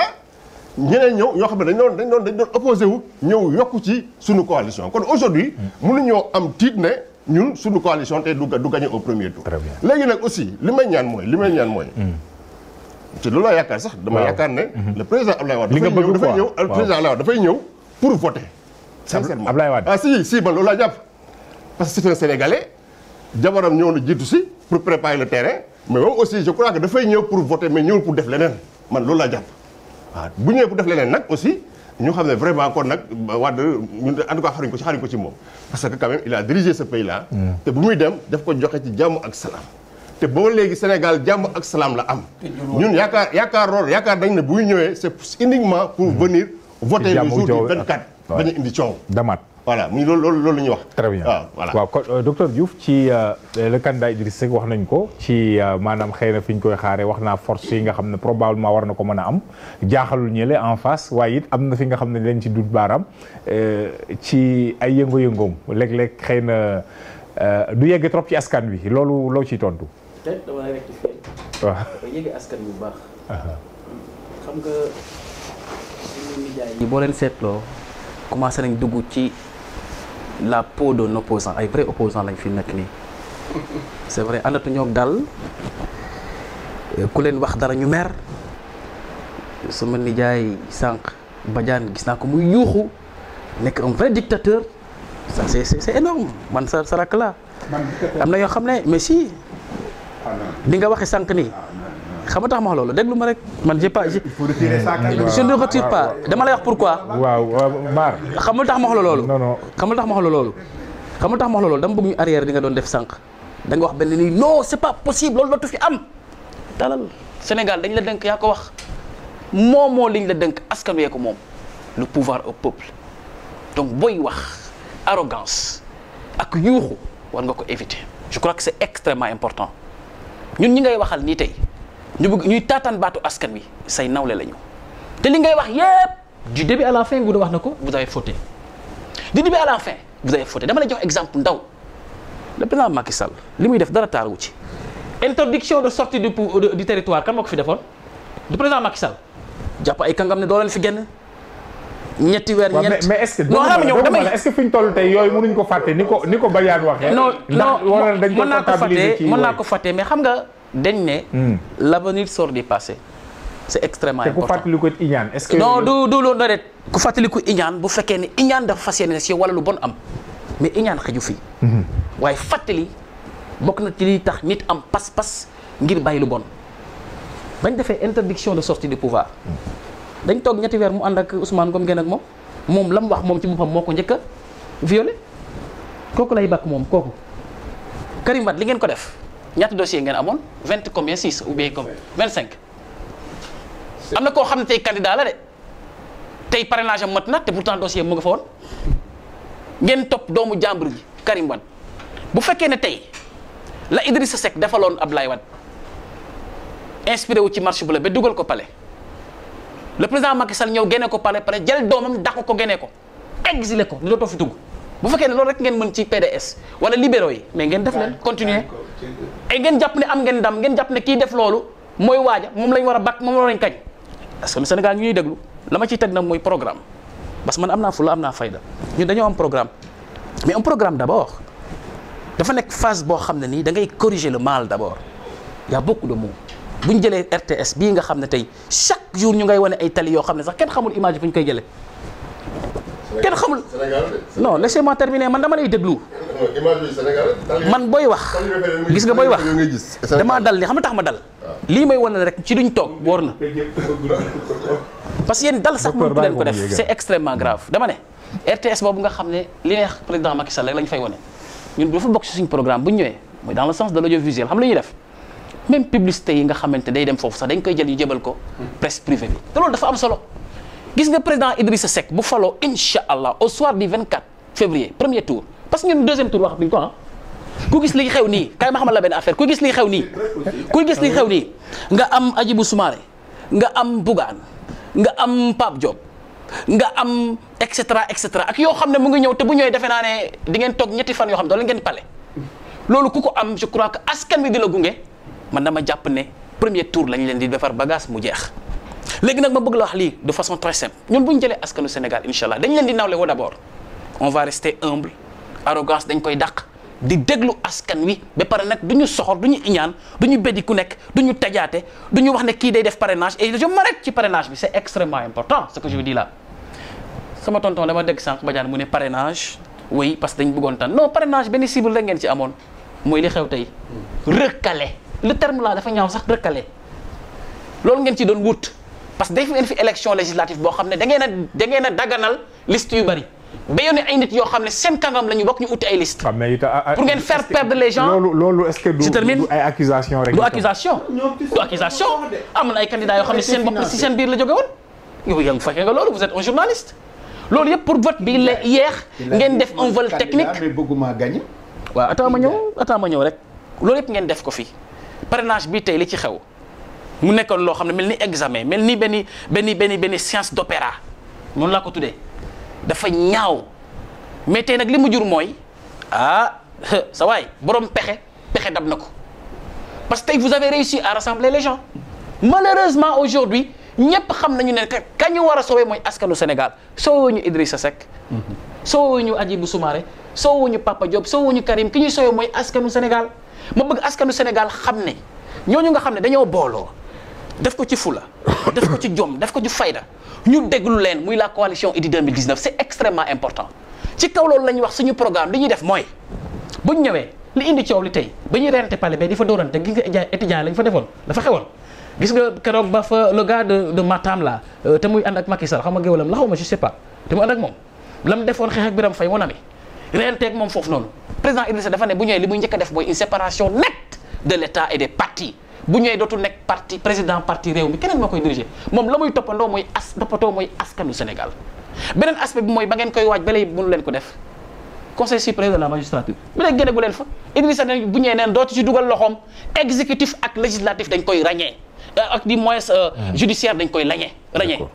beneen ba ci topp nag mooy sànq dama dégg sama waay mu ne Idrissa du def social xanaa xamoo ne président Idrissa moo fi njëkk a def ay concept yoo xam ne da ngay aider ay étudiants defar leen taxabaxal leen ay building ñu loger dëkk waa Thiès ñu ngi may dégg de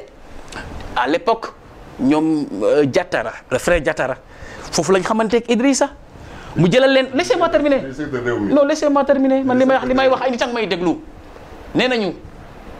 sa waju ku mu salem doo set man du ma sa interlocuteur askan wi ñu may déglu la li may wax ba pour yow pour askan wi la si c'est vrai askan wi dinañ juger si c'est faux askan wi dinañ juger man yow nga critiquer ma nga sànni may xeer ça me laisse de marbre li may wax mooy le président Idrissa moo njëkk a inspiré loolu ba ay maire di ko toppandoo xam nga dinaa la xamal beneen affaire gis nga Thiès tey fa nga xam ne fa lañ war a tàmbalee suñu campagne dimanche te di ngeen ci xam dara di ngeen gis loolu mos na gis nga fibre sentimentale bi des entre Thiès ak Idrissa xam nga li ko waral ba mu amee ay problème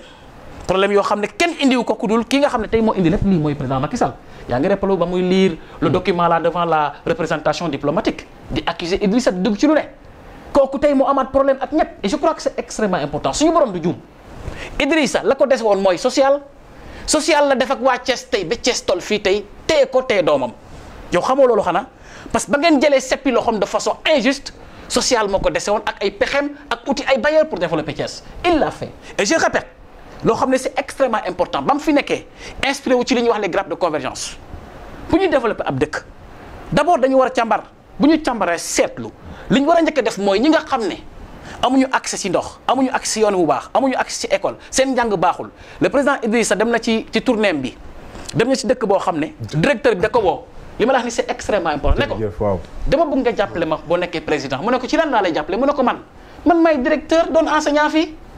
man direction bi dama koy lijjanti di lijjanti njàngu xale yi maanaam enseignants yi matul enseignants yi may déglu nee nañu boo demee ci àll bi y a pas suffisamment d'enseignants ma ñëw ci enseignement boobu yéen da ngeen lépp dafa baax foofu lay terminer rek temps bi moo tax non foofu lay terminer foofu lay terminer ci Badiane lañ tàmbale woon foofu lay terminer moom la ñuy jeexale foofu lay terminer dama ne les enseignants non waaw damay terminer foofu rek non damay terminer rek les enseignants tey seen rappel yi ñu leen di jox man damay terminer rek enseignants yi xam nga loolu programme foofu lay terminer rek seen rappel yi ñu leen di jox ci validation contractualisation ak leneen xam lu ñu def boo amee 2 millions ñu dóor la benn impôt boo xam ne il te reste 400 000 wala 500 000 xeetu càcc googu nga xam ne enseignants yi may déglu kontaanuñu ci yéen ci campagne bi su ko defee donc li ñu dese Ousmane Badiane ci li nga xam ne yow yaa doon wax ne ci di ñaawlu pratiquement taxawaay opposition nga xam ne amuñu programme donte sax lu discours programme am na yi fi jot a feeñ ci birib comme ni ko Diouf defee ak Maar yëpp wax nañ ci programme yi kon ci li des Diouf wax na ko sànq ñu ngi jëm ci campagne bi maanaam moo war a tàmbali dimanche waaye bu ñu xoolee itam ci kàddu yi fi jib sax déjà ba léegi rek c'est vrai ñu ngi woote dal ñu ngi woote calme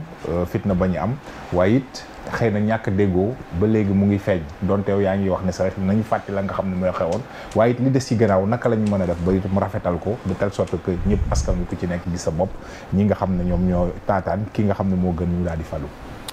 jërëjëf je crois que laaj bu am solo la mais dama bëggoon fàttali sama rakk Maar ne ko moom amul benn leçon ba mu mën a jox te bu ma joxati leçon mënoo ma jox leçon de patriotisme mënoo ma jox leçon engagement mënoo ma jox leçon bugg sa réew maintenant mën nañu discuter am ay divergence mais leçon moom il faut garder ça man dama bëgg ñu def débat d'idées te Cheikh sa émission bi boo deful attention day yàqu parce que émission bu am solo la plateau bi ñëpp a koy suivre parce que dañ ci jàng lu bëree mais bu ma déggee li sama xarit yi wax bi mais loolu mooy émission daf koy rabaisser bu rabaisser émission bi baaxul parce que finalement nit ñi duñ ko suivre ma bëgg nag kuy ñëw fii di discuter nga respecter d'abord les Sénégalais avant tout d'abord nga respecter leen bu demee li muy wax ñi respecté wul Sénégalais yi ku respecter Sénégalais. bon mais di nga mën comparer 12 ans de éviter jugement yi nañ comme éviter dama koy rappeler rek quoi mais 12 ans de magistrat c'est vrai ñu nekk fii vivre ko gis ko bàyyi jugement yi comme ni ko amoon ci gouvernance boobu jël sa doom jox ko 10 ministères jël tronçon de 5 kilomètres def fa plus de 30 milliards sur la corniche là dikk di wax nit ñi ay gouvernance bu la ñu wax affaire de gouvernance ne nous parlez pas de gouvernance vous ne pouvez pas parler de gouvernance parce que vous êtes très mal placé vous avez mal dirigé le pays tey man dama yaakaar ne Sénégal yi dañoo amee njukkal président Macky Sall xoolal fii bi mu jëlee réew bi ba léegi en 7 ans foo xam ne fii dëkk yoo xam ne yi pendant un siècle courant mosu fa am loolu sondal du fa tàkk ak torche tey boo demee partout lampe yaa ngay tàkk partout ci mbir mi ba ci biir kër yi boo demee lampe yaa ngay tàkk à cause d'investissement yi dëkk yoo xam ne pendant un siècle ndox amu fa woon teen la ñuy root tey boo demee partout ndox baa ngi baawaan dëkk yoo xam ne boo demoon pour am piste même de production nit ñi dañuy béy ba at mi jeex amuñ sax fuñ génnee seen mbéy moomu pour ñu mun ko commercial tey boo demee partout route yaa ngi ba mais quand même ku gis loolu aussi ñun dañ bëgg débat bi ñu indi ko foofu ñu élever ko à ce niveau là. waaw mais xam nga contexte bi moom moo tax. contexte bi voilà. mais campagne baa ngi ñëw voilà. amuñ ko li ngeen wax. en tout cas ku ci nekk ñun ñoo am programme bi ngeen ko dans tous les secteurs ñu wane ko chiffre à l'appui bilan à l'appui. maintenant les forces d'en face. les forces d'en face. je n'ai aucun problème. yoo xam ne ñii yow amoo candidat. waaw. même ñi fi nekk ñeneen ñi sax ñooñu sax wóolu woo leen pour doon candidat donc mu wóor la ne yow élection yi ñàkk nga ko comme candidat amoo candidat. mais mën nga soutenir keneen aussi. pourquoi wax leen ko pourquoi soutenir luñ keneen pourquoi ci seen biir même tànnuñ keneen jël ko mu doon candidat yow sa biir sax sa biir parti amul kenn koo ci wóolu. am candidat bu dul kii ñu mu dañoo am candidat administrativement on l'élimine. ba tey ñu ça il n'est pas de notre ressort. non on a un candidat. ça c'est très grave que vous avez éliminé de force et administrativement. parce que bu ngeen am candidat. attendez candidat nous avons choisi notre candidat. selon la loi vous ne pouvez pas notre ressort. C'est eux qui ont des juges. C'est eux qui ont des députés qui votent des lois et des juges qui condamnent. Est-ce que ça c'est de notre ressort? Très bien. Mais notre candidat on l'a. Voilà, très bien. Autocritique. xam ne juum ngeen. jéemoon ngeen foog ne bu ngeen terroriser dañuy reculer. si c'était à refaire on va le refaire. regret amu ci donc voilà. aucun regret de ma part. il faut l'assumer. Aucun regret de ma part. Si c'était à refaire, je vais le refaire. Très bien. Si c'était à refaire. donc leer na que si c'était à refaire, je vais le refaire. Très bien. Parce que j'ai choisi un candidat. Quelqu'un a utilisé la force publique pour refuser ce candidat. Ça, c'est pas de mon ressort. Tu n'as pas de candidat, tu ne pouvais pas avoir de candidat parce que tu n'es pas dans les conditions pour avoir un candidat. jërëjëf kon li ci mën a am on est arrivé à la fin. J'ai un candidat. Jusqu'à présent, j'ai un candidat. Mais est-ce que voilà. Mais c'est Karim Wade. C'est Karim Wade qui est mon candidat. Très bien. Voilà, jeex na. Mais c'est vous qui avez construit ça. Est-ce que moi je peux vous empêcher de construire? Qui n'est pas éligible. Très bien. Qui l'a fait? Diouf li am solo. Diouf Badiane bàyyi leen seen i candidat am nañu seen i candidat yéen jàpp ngeen ne kooku du candidat li ci am solo mooy élection yi ñu jëm moom mooy àtte. très bien opposition bi def yéen a ngi ci jërëjëf Ngouda. nous sommes de l'opposition. Le vecteur même. En tout cas, la branche la plus solide de l'opposition. On verra bien. Tous les combats de l'opposition. Très bien. Le 24 inchallah soreetul yàlla nañ ci yàlla yóbbu ci jàmm ak salaam non nañ bàyyi noonu parce que jeex na ñu joxante loxo inchallah ram Ngouda Dione nga bokk ci parti démocratique sénégalais Badiane jërëjëf Ousmane jërëjëf Diouf waaw ne leen ñu dal rek ndeysaan waaw mais noonu la non inchallah dal gi moo am solo jërëjëf kon ñu joxante très bien ñu joxante rendez-vous àjjuma inchallah rabbi fii boobu ñu ngi leen di gërëm jàmm ak jàmm inchallah rabbi merci